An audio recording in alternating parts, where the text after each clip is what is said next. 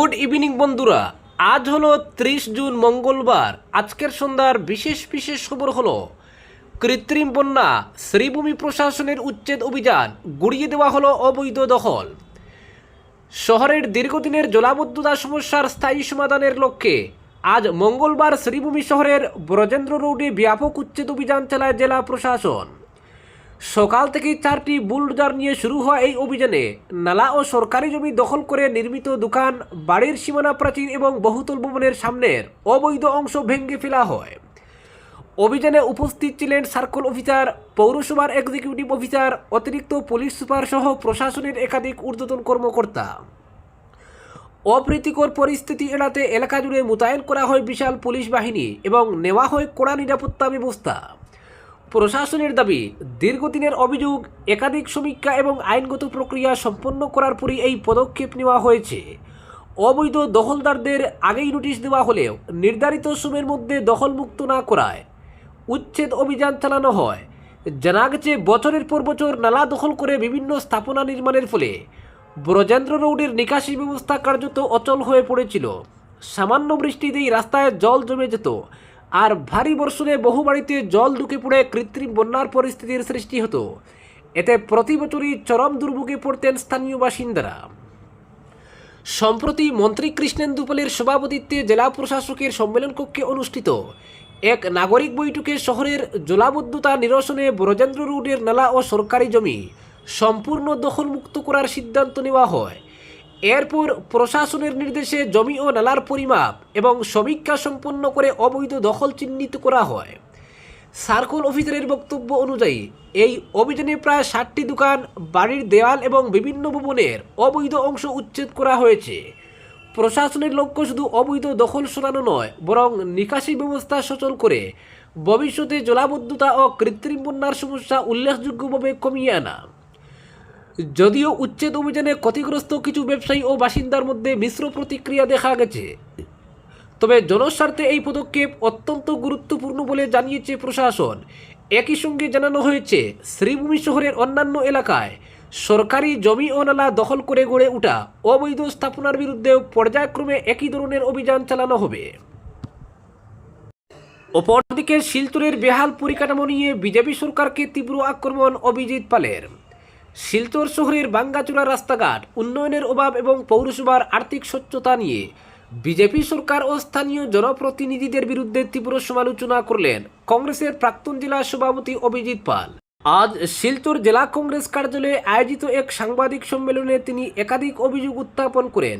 অভিজিৎ পালের অভিযোগ, দীর্ঘদিন ধরে শিলচর শহরের অধিকাংশ রাস্তায় বেহাল অবস্থায় পড়ে রয়েছে। বিশেষ করে প্রেমতলা পয়েন্ট থেকে হাসপাতাল রোড এবং মেডিকেল রোড পর্যন্ত বিস্তীর্ণ এলাকায় বড় বড় গর্ত তৈরি হয়েছে। সামান্য বৃষ্টিতেই ওই গর্তগুলো পানিতে পড়ে যাওয়ায় প্রতিদিন দুর্ঘটনার আশঙ্কা তৈরি হচ্ছে। তার দাবি, এই সড়কে নিয়মিত ছোট বড় দুর্ঘটনা ঘটলেও প্রশাসন কিংবা সংশ্লিষ্ট জনপ্রতিনিধিদের পক্ষ থেকে কার্যকর উদ্যোগ নেওয়া হয়নি। তিনি বলেন, নির্বাচনের আগে উন্নয়নের একাধিক প্রতিশ্রুতি দেওয়া হলেও বাস্তবে শিলচর শহরের উন্নয়নে তার প্রতিফলন দেখা যায়নি। একই সঙ্গে তিনি অভিযোগ করেন, জাতীয় সড়কের নির্মাণ কাজ এখনও সম্পূর্ণ হয়নি। তার বক্তব্য, মন্ত্রী ও বিধায়করা বারবার কাজ পরিদর্শন করলেও মহাসড়কের নির্মাণ কাজ এখনও অর্ধসমাপ্ত অবস্থায় রয়েছে। বরাক উপত্যকার উন্নয়ন প্রসঙ্গেও বিজেপি সরকারের সমালোচনা করে অভিজিৎ পাল বলেন, সরকার বারবার উন্নয়নের দাবি করলেও বাস্তব চিত্র তার সঙ্গে সঙ্গতিপূর্ণ নয়। দীর্ঘদিন ক্ষমতায় থাকার পরও বরাক উপত্যকা ও শিলচর শহরে কী ধরনের উন্নয়ন হয়েছে তার জবাব সরকারের কাছে চেয়েছেন তিনি। পৌরসভার আর্থিক ব্যবস্থাপনা নিয়েও প্রশ্ন তুলে তিনি অভিযোগ করেন, পৌরসভার অর্থ কীভাবে ব্যয় করা হচ্ছে তার স্বচ্ছ হিসাব জনসমক্ষে প্রকাশ করা হয় না। বিধায়ক, সাংসদ এবং সংশ্লিষ্ট মন্ত্রীর উদ্দেশ্যে তিনি চ্যালেঞ্জ ছুড়ে দিয়ে বলেন, সাহস থাকলে পৌরসভার সমস্ত ব্যয়ের হিসাব প্রকাশ্যে তুলে ধরা হোক। সাংবাদিক সম্মেলনের শেষে শিলচর শহরের ভাঙ্গাচোরা রাস্তাঘাটের দ্রুত সংস্কার এবং অসম্পূর্ণ জাতীয় সড়কের নির্মাণ কাজ দ্রুত শেষ করার জন্য সরকারের কাছে জোরালো দাবি জানান কংগ্রেসের প্রাক্তন জেলা সভাপতি অভিজিৎ পাল। অপরদিকে ইউসিসি বাতিলের দাবিতে হাইলাকান্দিতে ঐক্যবদ্ধ হচ্ছে বিভিন্ন সামাজিক সংগঠন। 4 জুলাই জনসভার ডাক। ইউনিফর্ম সিভিল কোড অর্থাৎ ইউসিসি বাতিলের দাবিকে আরও জোরালো করে তুলতে হাইলাকান্দি জেলায় বিভিন্ন ধর্মীয়, সামাজিক ও নাগরিক সংগঠন ঐক্যবদ্ধ হওয়ার উদ্যোগ নিয়েছে। এই লক্ষ্যকে সামনে রেখে হাইলাকান্দি শহরে একটি প্রস্তুতি সভা অনুষ্ঠিত হয়। সভায় জেলার বিভিন্ন সংগঠনের প্রতিনিধিরা অংশ নেন এবং ইউসিসি নিয়ে মত বিনিময় করেন।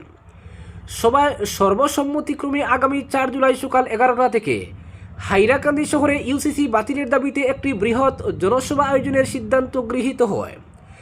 আয়োজকদের দাবি, এই সভার মাধ্যমে বিভিন্ন সম্প্রদায় ও সংগঠনের প্রতিনিধিরা এক মঞ্চে এসে তাদের মতামত তুলে ধরবেন এবং ইউসিসি প্রসঙ্গে নিজেদের অবস্থান স্পষ্ট করবেন।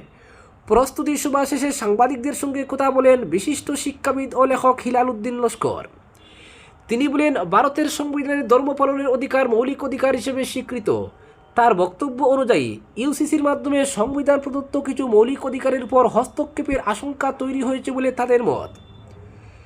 তিনি আরও দাবি করেন, বিভিন্ন উপজাতি সম্প্রদায়ের মধ্যে প্রচলিত কিছু ব্যক্তিগত আইন ও প্রথা ইউসিসির আওতার বাইরে রাখা হয়েছে, অথচ মুসলিম পার্সোনাল লর ক্ষেত্রে হস্তক্ষেপ করা হয়েছে বলে তাদের অভিযোগ। তার মতে এ ধরনের বৈষম্যমূলক দৃষ্টিভঙ্গি সমাজের প্রশ্নের জন্ম দেয় এবং বিষয়টি নিয়ে বিস্তৃত আলোচনা প্রয়োজন। হিলাল উদ্দিন লস্কর বলেন, একটি গণতান্ত্রিক রাষ্ট্রে আইন প্রণয়ন ও বাস্তবায়নের ক্ষেত্রে জনগণের মতামত এবং সামাজিক বাস্তবতাকে গুরুত্ব দেওয়া উচিত। তার ভাষায়, জনগণ যাতে গ্রহণ করতে পারেন সে ধরনের আইন কার্যকর করাই সরকারের দায়িত্ব। তিনি বলেন, সামাজিক ন্যায়, সমতা এবং পারস্পরিক সম্প্রীতি বজায় রাখে এমন আইনই দীর্ঘমেয়াদে গ্রহণযোগ্য হয়। জোরপূর্বক কোনো আইন চাপিয়ে দেওয়া হলে তা জাতীয় ঐক্য ও সামাজিক সংহতির উপর নেতিবাচক প্রভাব ফেলতে পারে বলেও তিনি মত প্রকাশ করেন। তিনি আরও বলেন, সমাজের দুর্বল ও সংখ্যালঘু জনগোষ্ঠীর সাংবিধানিক অধিকার এবং স্বার্থ রক্ষা করা সরকারের অন্যতম দায়িত্ব। কোনো সম্প্রদায়ের অধিকার খর্ব হয় এমন পরিস্থিতি গণতান্ত্রিক ব্যবস্থায় কাম্য নয় বলেও তিনি মন্তব্য করেন। সবশেষে হিলাল উদ্দিন লস্কর আগামী 4 জুলাই আয়োজিত ইউসিসি বাতিলের দাবির মহাসভায় জেলার সর্বস্তরের মানুষ, বিভিন্ন ধর্মীয় ও সামাজিক সংগঠনের প্রতিনিধি এবং সচেতন নাগরিকদের উপস্থিত থাকার আহ্বান জানান। অপরদিকে কাটিগড়ায় নদী ভাঙ্গনে সর্বস্ব হারিয়ে গৃহহীন 11টি পরিবার প্রতিরোধে জলসম্পদ বিভাগের বিরুদ্ধে অবহেলার অভিযোগ। বরাক নদীর ভয়াবহ ভাঙ্গনে কাটিগড়ার মাদারপুর গ্রামে প্রায় 1.5 মাস আগে 11টি পরিবার গৃহহীন রয়েছে, কিন্তু এতদিন পেরিয়ে গেলেও ক্ষতিগ্রস্ত পরিবারগুলোর পুনর্বাসন কিংবা স্থায়ী নদী ভাঙ্গন প্রতিরোধে কার্যকর কোনো উদ্যোগ নেওয়া হয়নি বলে অভিযোগ উঠেছে জলসম্পদ বিভাগের বিরুদ্ধে। এতে ক্ষোভ ও হতাশা বেড়েছে ভুক্তভোগীদের মধ্যে। গত মাসে বরাক নদীর ভাঙ্গন কাটিগড়ার ফুলবাড়ি, শিয়ালটেক, মাদারপুর, সিদ্ধেশ্বর সহ একাধিক এলাকায় ভয়াবহ আকার ধারণ করে। সবচেয়ে বেশি ক্ষতিগ্রস্ত হয় মাদারপুর গ্রামে, যেখানে নদীগর্ভে বসতভিটে হারিয়ে গৃহহীন পড়ে 11টি পরিবার। পরিস্থিতির গুরুত্ব বিবেচনা করে কাটিগড়া সার্কেল অফিস 27 মে সরকারি নথির মাধ্যমে মাদারপুর গ্রামের বরাক নদীর প্রায় 1 কিলোমিটার তীরকে ঝুঁকিপূর্ণ এলাকা হিসেবে ঘোষণা করে। একই সঙ্গে ক্ষতিগ্রস্ত পরিবারগুলোর জন্য স্থানীয় মাদারপুর পাবলিক এমই স্কুলে অস্থায়ী আশ্রয়ের ব্যবস্থা এবং 1 সপ্তাহের ত্রাণ বিতরণ করা হয়। তবে এরপর নদী ভাঙ্গন রোধ কিংবা গৃহহীনদের পুনর্বাসনে আর কোনো দৃশ্যমান পদক্ষেপ নেওয়া হয়নি বলে অভিযোগ স্থানীয়দের। শুধু মাদারপুরই নয়, সিদ্ধেশ্বর হায়ার সেকেন্ডারি স্কুল সংলগ্ন ফুটবল মাঠের পাশে বরাক নদীর ভাঙ্গন অব্যাহত রয়েছে। স্থানীয়দের দাবি, যেখানে প্রয়োজনের তুলনায় মাত্র কয়েকটি জিওব্যাগ ফেলে দায়সারা কাজ করা হয়েছে, যা ভাঙ্গন প্রতিরোধে কার্যকর নয়। অন্যদিকে কাটিগড়া বাজার সংলগ্ন শ্মশানঘাট প্রায় 1 বছর আগে নদীগর্ভে বিলীন হলেও আজ পর্যন্ত সেখানে কোনো স্থায়ী প্রতিরোধমূলক ব্যবস্থা গ্রহণ করা হয়নি।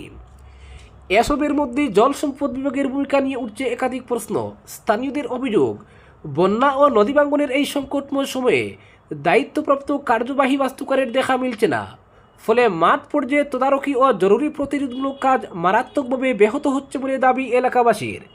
ক্ষতিগ্রস্ত পরিবারগুলোর প্রশ্ন, সরকারি নথিতে ঝুঁকিপূর্ণ এলাকা হিসেবে চিহ্নিত হওয়ার পরও কেন এখনও স্থায়ী নদী ভাঙ্গন প্রতিরোধ প্রকল্প বাস্তবায়ন করা হয়নি এবং কেন গৃহহীন পরিবারগুলোর পুনর্বাসনের কার্যকর ব্যবস্থা নেওয়া হচ্ছে না। তাদের দাবি, অবিলম্বে বিভাগীয় তদন্ত, দায়িত্বপ্রাপ্ত কর্মকর্তাদের জবাবদিহি নিশ্চিত করা এবং জরুরি ভিত্তিতে স্থায়ী নদী ভাঙ্গন প্রতিরোধ ও ক্ষতিগ্রস্ত পরিবারগুলোর পুনর্বাসনের ব্যবস্থা গ্রহণ করা হোক। আজকের বিশেষ সংবাদ এখানেই সমাপ্ত।